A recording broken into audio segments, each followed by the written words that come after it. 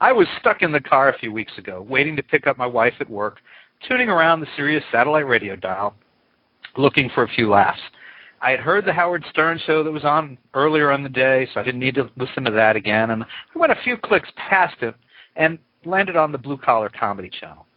Now, the voice I heard, the inflection particularly, sounded a little like Steve Martin. Now, it wasn't him, but the performer had me laughing the way I used to 30 years ago upon hearing new material from Martin. This fellow, named James P. Connolly, he had me in stitches with his routine about how men, when it came to sizing up women, were either ass, breast, or leg men. Now, I won't even try to tell his jokes here, but it was so fun. It was so much fun listening that I put it on pause and replayed it for my wife when she got in the car. Now, Mrs. Media is not usually in the mood for stand-up comedy from me or anyone else when she gets out of work, but this time I insisted she listen. And 3 minutes later, she was laughing as hard as I was, and I was convulsing all over again. So I did something I had never done before. I tracked down a comedian I had heard on Sirius and invited him on the show based on maybe, 4 or 5 minutes of material. Now, Connolly is not an unknown by any means, having performed at the Comedy Store and the Improv. He hosted Movie Obsessions on VH1 and has appeared frequently on the nationally syndicated Bob and Tom radio show. He's also released a CD, The Master Plan, which you can order on his website, www.jamespconnolly.tv. I was going to say .com, but it's not .com, it's .tv. Now, I'm not sure where we go from here, but James, welcome to Mr. Media. Hey, it's happy to be here. I tell you what, anybody that I've never met before that for a few minutes of spending time with me, I can set you into convulsions the second time around, it's an honor to meet you. Well, thank you. I mean, I'm not going to lie to you. I've seen people convulse straight out the gate, but to stop, replay, and convulse the second time, I mean, it's either you or me, but one of us is a genius. It ain't me, my friend. No, maybe we have a connection. Maybe you're just preset to convulse when I talk. So, well, kind of like that guy who used to have seizures when he saw Mary Hart on Entertainment Weekly or Entertainment Tonight. Yeah, exactly. If I can be part of your medical problem, it's an honor, Bob. It's an honor. Well, if I start convulsing, maybe you can just take charge of the show. Maybe you will anyway. Yeah. Sit down, baby. I got this one. All right, you just take it from there. So, I'm sure I'm not the first person who has noticed that similarity in either your voice or inflection. Well, it's just, I think, just growing up listening to Steve Martin, that kind of inflection just kind of got stuck in my head at some point. So I've been slowly taking medication to wean myself off the inflection, and I got to tell you, there are periodic convulsions involved. It's a slow and steady process. But I get that. I get Ted Knight from the Mary Tyler Moore Show. I get Jay Peterman. I get assorted superheroes. I get all kinds of stuff. I had people tell me they thought I was much taller. They thought I sounded like a black man. I've heard everything. I don't know what it is. I would say you're a lucky guy. And the thing that got me was, at first, that voice, I was like, unfortunately with Sirius or XM, you get that display and you can see who you're listening to. And I thought, man, after all these years, somebody has nailed that. It's kind of a, and I read Steve Martin's book, Born Standing Up, and you in there, I don't know if you read it, but you see how he just worked so hard to develop that kind of voice and that character.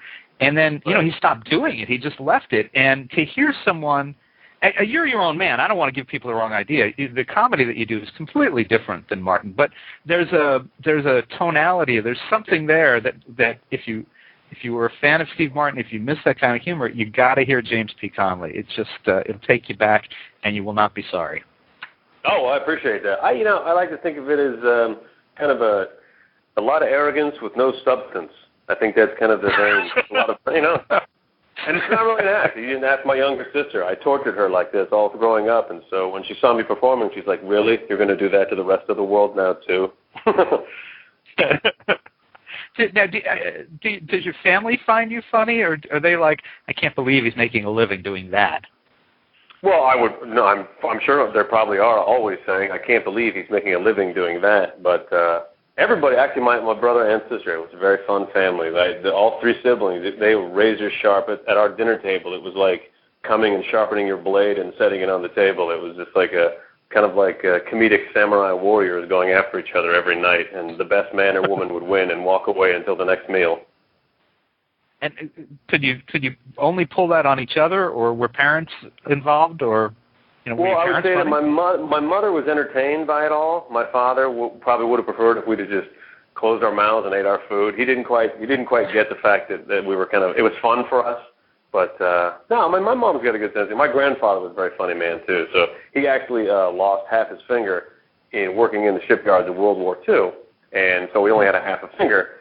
But as a grandfather, sometimes the grandfather will do that sliding thumb trick where he pretends he has a half a finger. Well, my grandfather would do it and then reveal to the kids an actual half finger, and I thought that was the funniest damn thing I'd ever seen in my life. I mean, the look of horror, you're like, wow, this man's good. I like that. It just took me back. I had an uncle, and this was 40 years ago now, who was a magician, mostly an amateur, but he did some professional gigs. And yeah, he did, he'd do the disappearing the coins and out the ear, and then he'd do the finger thing. And oh my God, when you're a certain age, you just fall for it. But if you're telling me your grandfather would then reveal he really had only half a finger, oh my God. This is brilliant. I mean, imagine the child familiar with the trick, waiting for the half thumb thing, seen it done probably a million times before by their own fathers and uncles, probably not impressed at all. And then when the reveal is an actual half finger, it's just you can't do that. I mean, that's commitment. I'm not even implying that maybe he did have the finger taken off just so he could do the trick. I wouldn't put it past him. He was a professional, but I always loved that part. And since he was not the funny man in the family, what did your father do? My dad worked for he worked for a telephone company all his life, AT&T, Pacific Telephone. My father's got a good sense of humor, but he's not the comedian of the family. He's salt of the earth, baseball man, good hardcore Depression-era child. Hmm. And were you, in school, were you funny among your friends in the classroom? Were you that guy? Well, I wasn't a class clown, but I'm very opportunistic. I would wait for opportunities to say something, and I'll give you this story. I was in class one time, and I'm not really an attention seeker. I'm not trying to get the focus on me, but if something happens, I'd like to move in and then disappear, get the hell out of Dodge. I was in class, and I said something, and everybody laughed, and then there was another kid in class who was really funny, and he said something, and no one laughed, and then a few minutes later he said something again, and the teacher spun around and looked at him and told him to stop interrupting class with his remarks. And he stood up and said, well, Jim does it, and you don't say that to him. And the teacher looked at him and said, because he's funny. So part of me was like, ouch. Part of me was like, all right, thank you.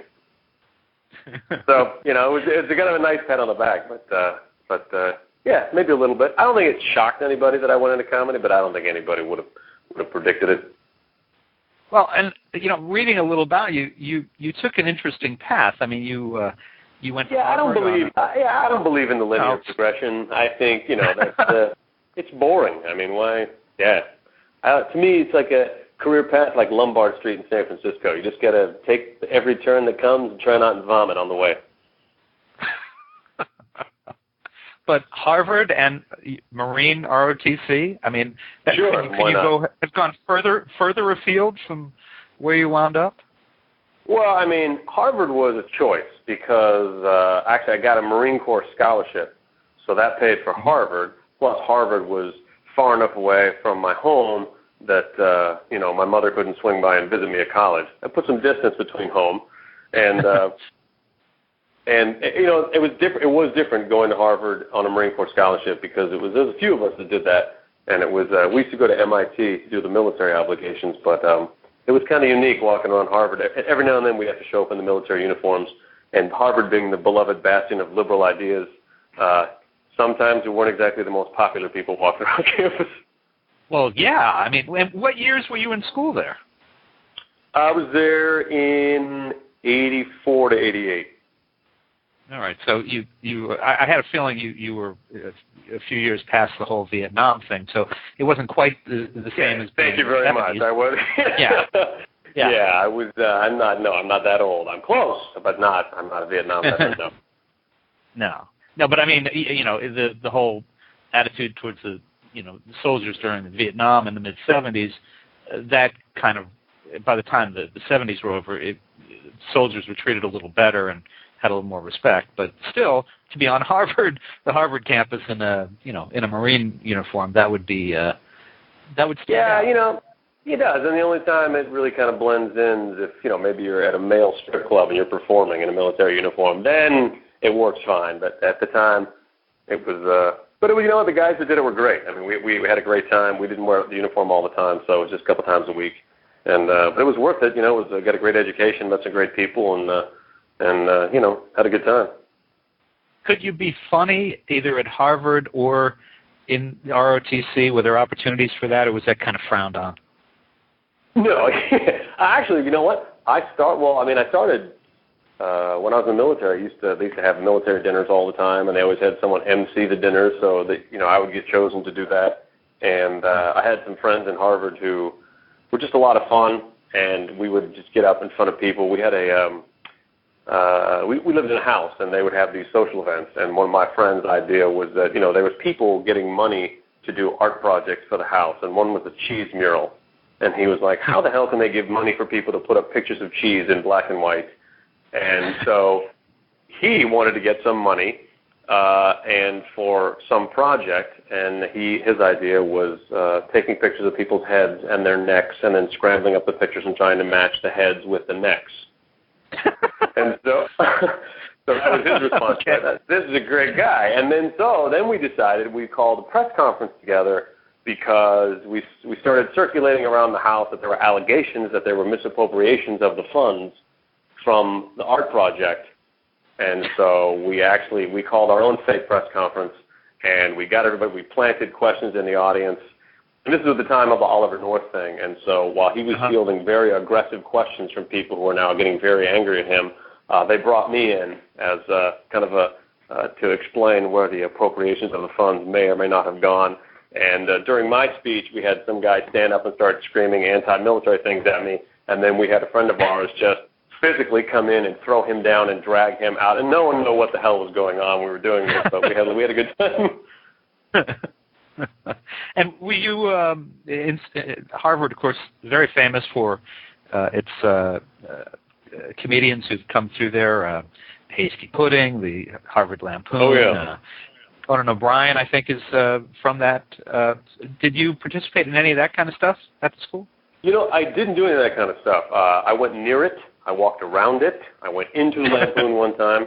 But I never actually do it. But there was some guy, one of the guys in my house, a couple years behind me, Andrew Robin, went on to be like a head writer for Seinfeld for years.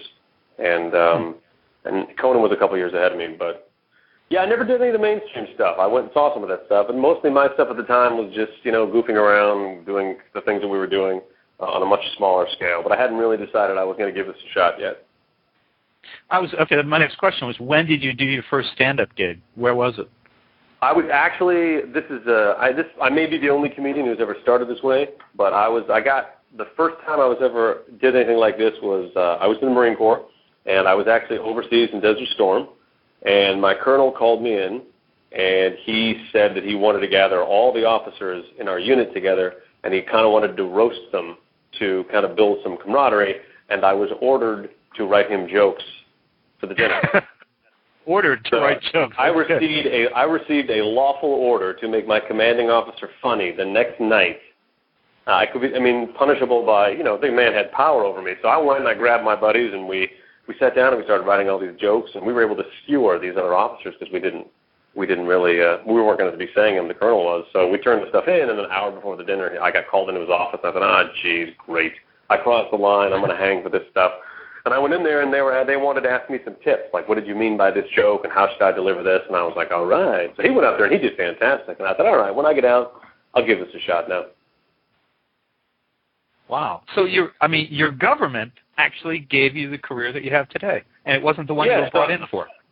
I would love to thank all the tax-paying citizens out there of America who thought that they were funding a war, and actually it was a small business loan for me, and it was funding my career. And now, do you do much humor? I know I've not. I can't wait to have the opportunity, but I have not yet been able to see the full act. Do you do much political humor, or do you? I don't do I don't do that much political humor. I try to keep it so that it's kind of a universal concept. But there's nothing that if something strikes my mind, there's nothing that I'll back away from, just because funny's funny. And so military obviously did have a big impact on what you're doing now. When did you start doing, gigs out in the mainstream, going out and trying out material, and how did that go at first?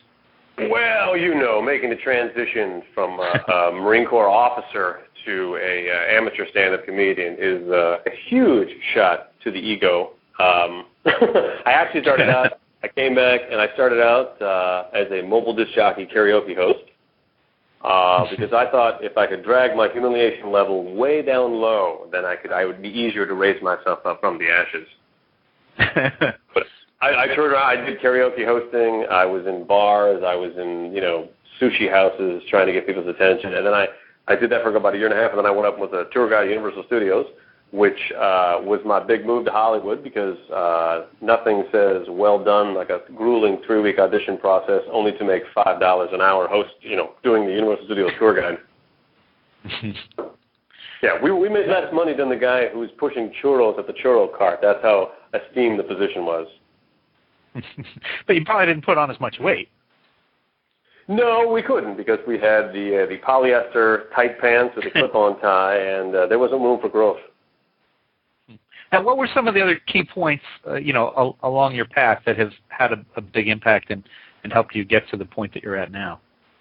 Well, when I first got out here, I joined up with a comedy troupe called the LA Connection Comedy Theater in Sherman Oaks. Hooked up with Barb and Steve North, who were running a comedy troupe. And that I decided when I got here I had to join something because I just didn't want to drown and flail around like everybody else in Hollywood. So that was really big for me because it gave me a place to start, helped me develop an act, and then start to kind of get out. But the first thing that ever happened to me was really cool was I got on the Jerry Lewis telethon after being on a couple of years and seeing all the old-time comedians and hanging out with these guys afterwards. And that was kind of a nice rite of passage when people that you grew up on television watching are coming up to you and telling you that, hey, they thought you were funny. You're like, really? Me? Thank you. And did you walk? Oh, I'm sorry. You're talking about as a performer. Never mind. Yeah, I just burst my way on the telethon. I said, step aside, Jerry. I got stuff to talk about. I'm sorry. It's really hard when you have a comedian on to avoid being the smartass that you want to be with all the other guests, and you know better. I should know better, shouldn't I? You know what, Bob? Don't release it. Just let it go. Release the inner smartass in you. Can't do it with me. You know what? If you hold it in, you'll probably start convulsing again, and that's something we need to avoid here on Mr. Media. That would be a problem, wouldn't it? So, by the way, how did you get the? Go ahead. I'm sorry. I was going to ask you how you got the title, Mr. Media. Is that self-proclaimed, local award, nickname from as a kid? Self-proclaimed. Yeah, actually, this was I used to do a syndicated weekly newspaper column a dozen years ago, and we called it that, and then we started doing the radio show about 3 years ago, and it seemed like a good name to pick up again. I like it. Not as good a story as, being ordered by my country to be Mr. Media, but it's all I got. Well, I got to be honest with you. My country just called, and they also ordered me to be Mr. Media. So I'm going to turn it down. I'm going to let you stay Mr. Media. Thank you, because it is all I got. Take it, Bob. Run with it. You can go out and be funny any day, but this is all I got. I know that you've gone back more recently to Iraq. You were in Desert Storm, the original war, and I've got a little clip I want to play. Did I say that poorly? No, I loved it. Well, it's just, I was just talking about this the other day, because I was in Desert Storm, and obviously at the time it was like the first major conflict since the Vietnam War. So when you come back, people are like, hey, thank you for your military service, but now that we have Iraq and Afghanistan and this generation has something to compare it to, now people are like, yo, you're in the Gulf War. I mean, the first one. Oh, well, that really wasn't a war, really. I mean, that was like 2 weeks in the desert. I mean, don't get me wrong. I'm sure it was very hot and uncomfortable. I mean, too hot and uncomfortable. It sounds like a crappy vacation in Palm Springs is what it turned down to now. So, how long were you actually there? Because obviously the operation was short, but the build-up and the, Yeah, I was there for 14 months. Wow. Yeah, I think people lose a sense of that because the military operation itself was so brief. But you can't have all those troops and all that equipment and all those people there doing what they did just overnight. It does take a while, and then you have to tear it down. But I have a clip here. This is from a news report. I know you'll recognize this. This is James going back to Iraq more recently, I believe, to entertain the troops. I want to play this for a second and come back and talk to you about it. Given what's going on over there, is there any apprehension about your own safety? No. I know that we will be in great hands, and to my knowledge, they've never lost a comedian yet. I mean, how much do they have to laugh and smile about over there right now? And so if for 20 minutes I can get up there and change their mind or give them something else to talk about the next day, and, if making fun of me will make our troops happy for a day, then I'll give that to them. I'm happy to be here. People back home are like, are you worried about going out there? I'm not worried about coming out here. First of all, I knew I'd be hanging with the finest fighting force on the planet, the United States Marine Corps. And number two, I carry a little something in my pocket the Marine Corps gave me years ago to protect me in just such a dangerous environment. It's a laminated copy of my DD-214 discharge.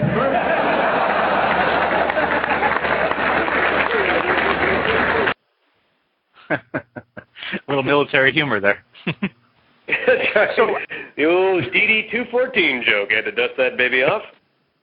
And I have to say, coming back to Steve Martin, that reminded me so much of something that he would have done, because he'd just pull out some random number, and I'm sure that's a real card. But how did it feel going back there to perform after all these years? And was it a different? It had to be somewhat different. You obviously are not serving at this time. Well, that's the thing is, it was weird to go over there and not have to do anything manly. Like there was no military expectations of you. You walk out there and it was 4 comedians coming off the back of a helicopter, tripping over our luggage, dragging people, looked at us, and it was a totally different experience. We got dropped off one time near the Syrian border in the middle of the night, and the helicopter goes away, and we're all sitting there huddled in the dark with our stuff, kind of looking at each other. And, we're like, well, what should we do? We can't see anybody. And all of a sudden in the darkness, this Marine just comes out of the darkness and goes, would you like me to let somebody know you're here? We're like, that'd be great. That'd be fantastic. But it was a nice experience. It was really different, but it was good to go out and see everybody and get to do shows this time as opposed to having to, although it was kind of awkward. Sometimes you get in a piece of, you fly in a helicopter and you kind of look around, and you used to do stuff, and now you're just sitting there as a passenger, just making jokes to people. But it was really, really a great experience first time out, having to get to go back. Because when I was in Desert Storm, we were there for a little over a year, and on the day that we were leaving, they issued us desert boots. So it's almost like a parting game show gift. It's like, hey, how you doing there, Desert Warrior? 14 months in country. Look what you have for you, these beautiful desert boots, perfect for a desert that you'll be leaving now and never see again. So, wow. But I went back, but I wore those boots when I went back to entertain, and those boots have, every time I go back, I strap those babies on because the government gave them to me. I'm sure they cost $7,425 per boot. So. And did they come to you and invite you to go because you were former military, or was it with people who invited you? Were they even aware of that? Actually, they didn't know at the time. They saw me at a Boston Comedy Festival, and they just came up to me and asked if I'd like to do this. And then as we were talking, I just kind of let them know that I'd love to go back because I used to be in myself. So that was just kind of a happenstance. That was just a really nice thing. It's a great company too. It's called Comics on Duty. They tour all over the country, all over the world, and they go to all the remote places that no one else goes. So we just like a couple of comedians drop us off, no big stages, no dancing girls, no nothing, just us. So he does a really good job of kind of getting out there where the people really need to be entertained. A little different setting than Bob Hope had many years ago, I suspect. Yeah, we don't go. We do a lot of we go to a lot of strange places. As a matter of fact, we were in Bosnia or one of the European countries, and we were at a German bar, and I just accidentally did a joke in which I referred to someone at a agricultural checkpoint in California as a fruit Nazi, forgetting that I was sitting in a German bar. And the audience I'm looking at, and my friends are to the right, and it's mostly Americans, but behind them is all Germans, and you're on stage, I'm like, blah, blah, blah, blah, blah, fruit Nazi, and the minute I said it, I looked to my right, and all the Germans are just kind of looking up over their shoulder at me, and all my friends were horrified. I thought, oh my God, I'm in an international setting, and I just said Nazi over a microphone in a German bar. I just want you to know that I've never exited a stage and ran out of a bar so quickly in my life. Oh, man. Planning to go back there anytime soon? Time. Yeah. Yeah, I'm doing a whole tour. I'm going to do all the big German bars. They don't understand a word you say until the very end when you go, and Nazi. And if there's only two things you're not supposed to say when you're in there, and I said it at the end. It was my big finish. And fruit and Nazi. So any advice for soldiers who think that today's soldiers who think they're funny and may want to get into comedy? Today's soldier. That'd be a great ad commercial. Today's soldier. You think you're funny? You want to get into comedy? Sorry, I think I just spit some of my Dr. Pepper on the screen. Go ahead. That's okay. That's what I like about the Marine Corps. The Marine Corps would never do that because the other services ads are more like, you could have a future and a career, and we'll teach you to be a responsible citizen and go out in the world. The Marines always had you think you can do this? You think you're not going to piss us off when you get here? Give it a shot or go home. The Marines. I was like, wow. They don't really care. If you're out there, you know what? Give it a shot. I mean, what the hell? I mean, there's a lot of guys who get out from the service and then they want to give it a shot. I mean, you just know all you got to do is start wherever you want to start. Find a stage, jump up, and just know that when people don't laugh at you, try not to take it personally. Didn't Rob Riggle from the Daily Show have a somewhat similar path? Yeah, Rob. I've never met Rob, but he was in the Marine Corps too, and then he came out and started doing some comedy writing and ended up doing really well for the Daily Show. So, yeah, there are successful paths. So who knew the Marine Corps, the military can lead to successful career in comedy. Well, speaking of successful career in comedy, could anyone write for James P. Connolly? Or, I mean, the voice, especially, and I hear, as we've talked, sometimes we're just talking, and I hear the voice that I heard you use, when you would be hosting a TV show or something, and then there's that voice that comes back in. And I wonder, I mean, do you pretty much have to write all your own material, or could anyone ever write for you? Well, I write all my own stuff, but, people that know me and watch me, they'll come up and they'll submit me things too. And, sometimes your friends, they hear you and they kind of, they get a good feeling for what you do and they'll give you great ideas. And so, but sure, anybody can. I mean, obviously sometimes you take them and you tweak it a little bit yourself, or sometimes somebody hands you something and you're like, my God, why didn't I think of that? And what else do you want to do? You've done some hosting work. You do some corporate work. I saw some of the corporate clips. I mean, you're very funny in a corporate setting. I loved, and I wish I had grabbed this clip. You were doing some kind of a gig for a company that was international, and you were going to call out people with their awards, and you were apologizing in advance. It was great. Sometimes people, they hand you this list of names. They go, here's the award recipients, and I'm like, this just looks like a computer randomly generated vowels and consonants and put them together. And they said, what the hell? Let's see if this guy can pronounce it in public.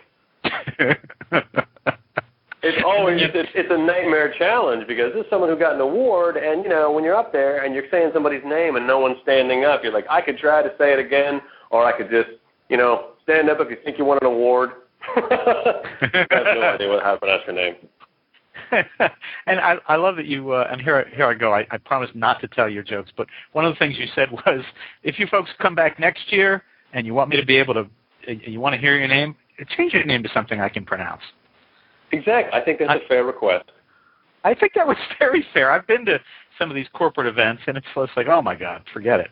But, I'm saying there's nothing wrong. Yeah, there's nothing wrong if next year a bunch of guys named Bob Johnson win an award. That's all I'm saying. So what do you want to do next? Where do you want to see your career go? Do you want to keep doing the stand-up thing? Do you want a more settled kind of steady thing with TV or film, or where would you like to see yourself? Well, I'm really enjoying doing the stand-up right now, but I love, radio. I've radio hosted on XM for a while. Really enjoy doing the show there, TV hosting. The thing about radio is that the wardrobe is fantastic, as you know. Yes. For all they know, Mr. Media is sitting there in a tuxedo, but we really know he's probably tank top boxer spitting up Dr. Pepper on his screen, as you've admitted earlier. So that's kind of the nice thing, is you can sound like you're professional and well-dressed, and yet at the same time be slovenly and inarticulate. And that's what I like about radio. We just had a really good time doing it. And as a matter of fact, we're talking to Sirius XM right now about trying to move the show I did for National Lampoon to another channel. So that would be a lot of fun. Because we had fun. We used to do, we had comedians as guests. We would just laugh. We would do some fake news stories to really, because, I keep my finger on the pulse. Not on the top news stories, but the ones that fall below the radar, the ones that impact the real America out there. And, I think we might have a few. I might have a few just bursting news items in front of me if you've got the time to educate your audience please. here. Absolutely. Well, this is, this one, speaking of the military, this was in Oklahoma. A U.S. Marine reservist said it won't face charges for trying to stop a woman from stuffing an American flag down her pants during a war protest. The Marine said he wasn't trying to stop her. He just wanted to keep the flag company.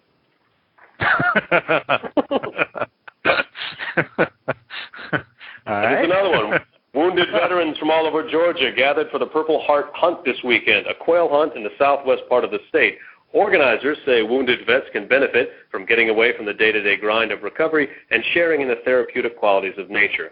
4 wounded veterans were wounded during the hunt. Ow. That's one of those things you hear, and you know you shouldn't be laughing, but oh well. No, but you should be laughing. This is why they have these stories. This is my favorite one. A PGA golfer apologized for killing an endangered hawk. Eyewitnesses claim the golfer was hitting golf balls at the hawk and eventually struck the bird in the head. The golfer claims he was just trying to scare the animal away. The noisy bird was apparently disrupting the filming of his latest instructional video, I Bet I Can Hit a Hawk with a Golf Ball.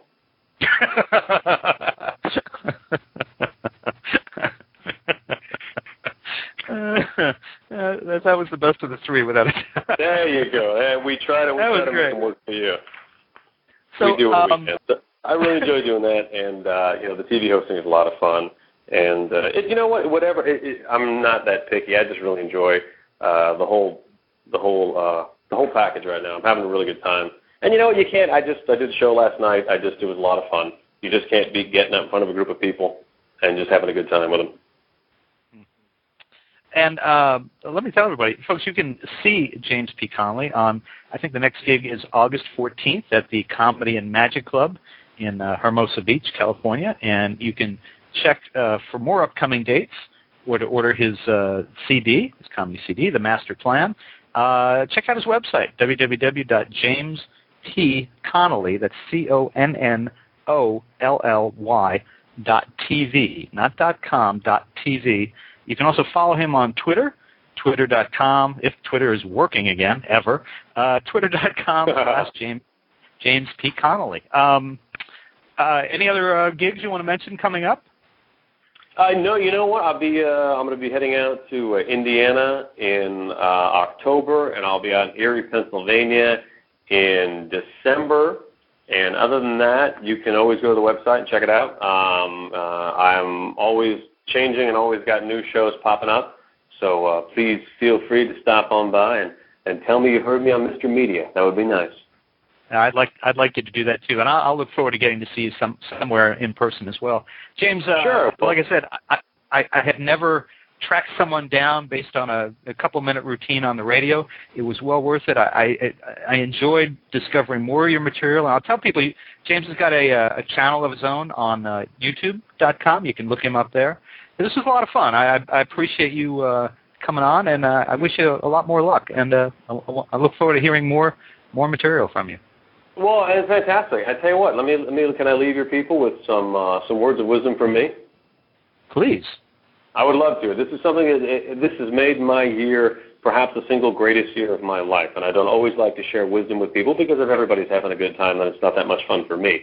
But what I did is I put together a list of New Year's resolutions, and I know sometimes there's a lot of pressure to come up with things that you want to achieve during the year, but these are bulletproof, Mr. Media. This could be the perfect New Year's resolution list. So ladies and gentlemen, write this down. This is my New Year's resolution that has worked brilliantly so far this year. Resolution number 1, to be a better man. Number 2, to write my own definition of the word better, making the man that I currently am good enough. 3, in the event that I fail to live up to the new version of the word better, I reserve the right to compare myself to a lesser man. 4, if a lesser man does not exist, I will redefine the word lesser so that any man is someone I can be better than. 5, if all resolutions fail to come true, I will live among the animals, making me the only man and undisputed holder of the better man title. 6, should I be challenged by an ape man of unusual intelligence, all disputes will be settled through opposable thumb wrestling competition or a who doesn't throw their feces standoff. 7, to come up with at least 7 resolutions. 8, to exceed my expectations. 9, to make complete strangers hear my resolutions. And 10, to make no more than 9 resolutions. There you have it. A recipe for success. James, you're the best. Thank you so much for being on Mr. Media today. My pleasure. My pleasure. Best of luck to you. Call us again. All right, we'll talk to you soon. Thanks. Take care, sir. Bye-bye. And folks, for more comedy-related interviews, you can surf over to our main website, www.mrmedia.com. That's where you can listen to my earlier conversations with Lisa Lampanelli, Aziz Ansari, Judy Tenuta, Ralphie May, Yul Spencer, Lisa Ann Walter, Ant, Michelle Ballin, Robert Schimmel, twice, Bob Alper, The Whitest Kids You Know, and many more.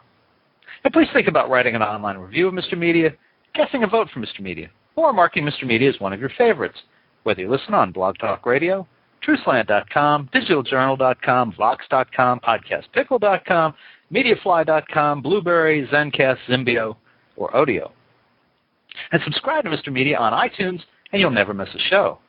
Just search Mr. Media Interviews from within iTunes and subscribe for free. You can hear this interview over and over again on iTunes, or subscribe to Mr. Media's blog on the Amazon Kindle Reader. You can also listen with a piece of string and a tin can in many locations. If you've got an idea for a guest, email me directly at bob@andelman.com. That's ANDELMAN. You can also follow me on Facebook or on Twitter, www.twitter.com/Andelman. Thanks so much for joining us today. Really appreciate you giving up a piece of your day to spend it with Mr. Media.